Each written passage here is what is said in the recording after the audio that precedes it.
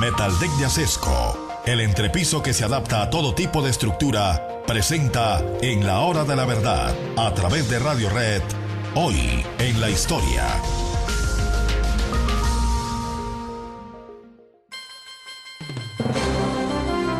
El régimen de Batista cayó el 1 de enero de 1959, cuando los primeros barbudos que venían de la Sierra Maestra entraron victoriosos a La Habana. Fidel Castro se demoraría unos días más en llegar victorioso a La Habana. Aquello fue una apoteosis como probablemente no haya habido otra en la historia de América. No se quedó nadie sin salir a victoriarlo.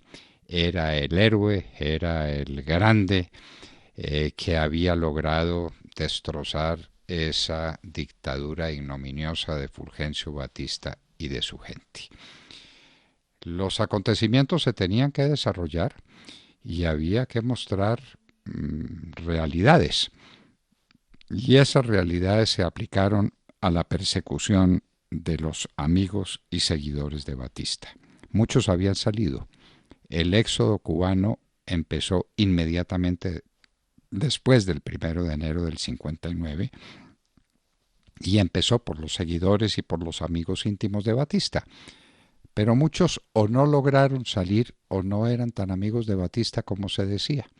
Lo cierto es que se montaron tribunales revolucionarios que tenían el objetivo de juzgar a la gente y de dictarle sentencia, que con la mayor frecuencia era sentencia de muerte.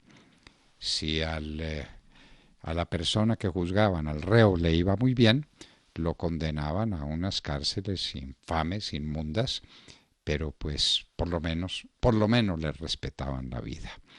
El 22 de enero de 1959 empiezan a funcionar esos tribunales.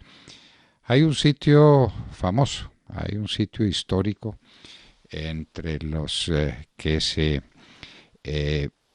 fijaron en distintas provincias para juzgar a los amigos de Batista. Fue La Cabaña, el cuartel desde donde el Che Guevara, que era médico, era un revolucionario muy convencido de lo que estaba haciendo, como son la mayoría de los fanáticos, presidía los tribunales de justicia. Hágame usted el favor. Había unas personas que ejercían como supuestos jueces y unos defensores pues que realmente no eran defensores, y hay que el que defendiera de veras al sindicado o al reo. El resultado final era la sentencia y con frecuencia era la muerte. La muerte que se aplicaba en lo que se llamaba los paredones de fusilamiento. Eso era para dejar muy en claro cuál era la naturaleza del régimen y que eso no era jugando, y que ahí no habría amnistías, ni habría perdón para nadie, ni habría conmiseración con quienes estaban pidiendo por lo menos algo de piedad por su cercanía con el régimen de Batista. ¿Cuántos fueron los fusilados en Cuba? Nunca se sabrá. Las cifras más conservadoras hablan de 2.500 asesinados o llevados al paredón, pero fueron con toda seguridad más de 5.000 fusilados. Se dice fácil la cifra, ¿no es cierto? Imagínense ustedes cada uno de esos pelotones de fusilamiento, la angustia de la persona que es conducida a ese sitio, al paredón, los fusiles que apuntan, la orden de fuego, se hace fuego y un amigo de Batista menos. Una enseñanza más para el pueblo cubano de que la cosa venía perfectamente en serio. Para entonces, Fidel Castro todavía no se había declarado abiertamente comunista. Tenía ahí unas ambivalencias, era un ídolo de las multitudes. Nadie ha tenido más acercamiento con un pueblo, ni ha tenido un poder electrizante como el que tuvo Fidel Castro, y lo tuvo hasta muy adentrada su dictadura ignominiosa sobre el pueblo cubano, con sus discursos, con sus arengas, con una conducta, pues la conducta de los grandes fanáticos. Su hermano Raúl sí era marxista, absolutamente reconocido como tal. Varios marxistas vinieron en el buque Granma, que llegó a la Sierra Maestra saliendo desde México, pero muchos otros no lo eran, inclusive eran anticomunistas.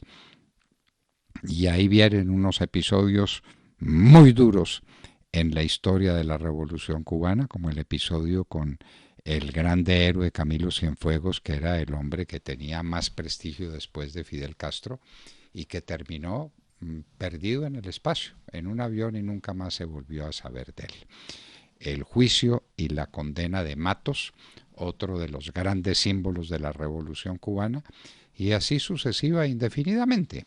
Y los que no eran conducidos al paredón iban a pasar a las cárceles oprobiosas, ignominiosas, donde estaban los enemigos del pueblo, los enemigos de la revolución.